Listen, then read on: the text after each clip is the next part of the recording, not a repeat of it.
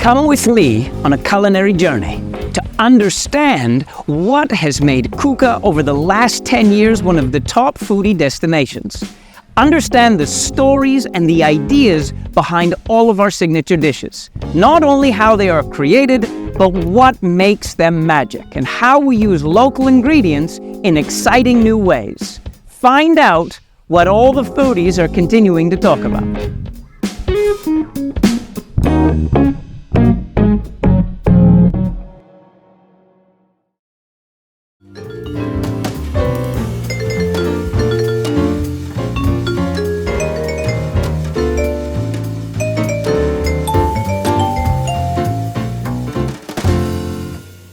Ricotta gnocchi.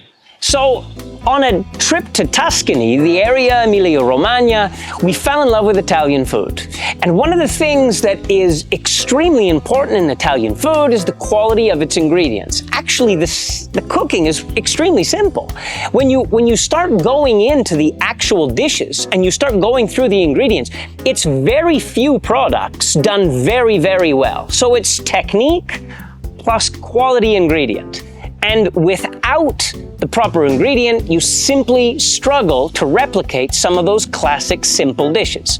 So the idea of Gnocchi Pomodoro, kind of like a homemade gnocchi in a classic tomato sauce, was a dish that we loved. And we were extremely surprised at how delicious it was, because there was nothing there, but it was one of the best mouthfuls that we had while we were there.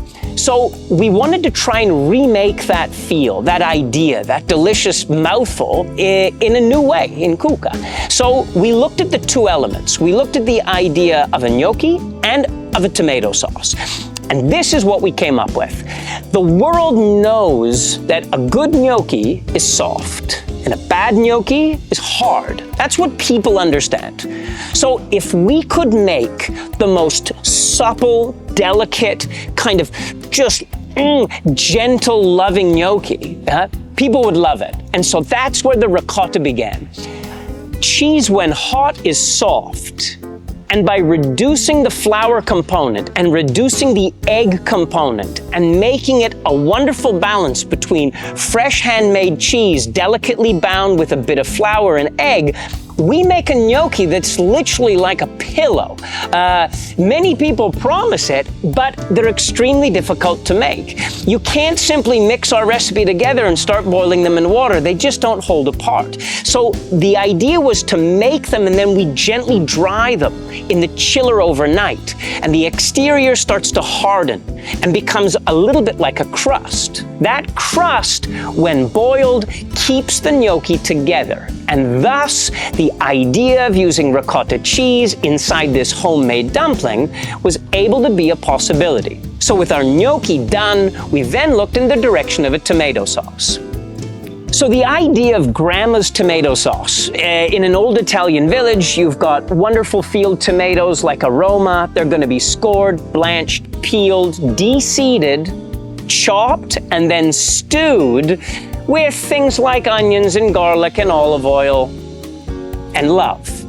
To replicate that, what we did is we took tomatoes, cut them in half, and slowly dried them for 2 days in the oven.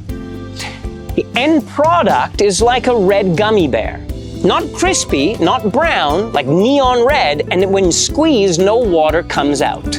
These tomatoes were then pureed with a splash of olive oil and a single clove of garlic, and you had a sauce that instead of cooking for hours, actually has never been cooked. It's a sauce that's never gone above 70 Celsius.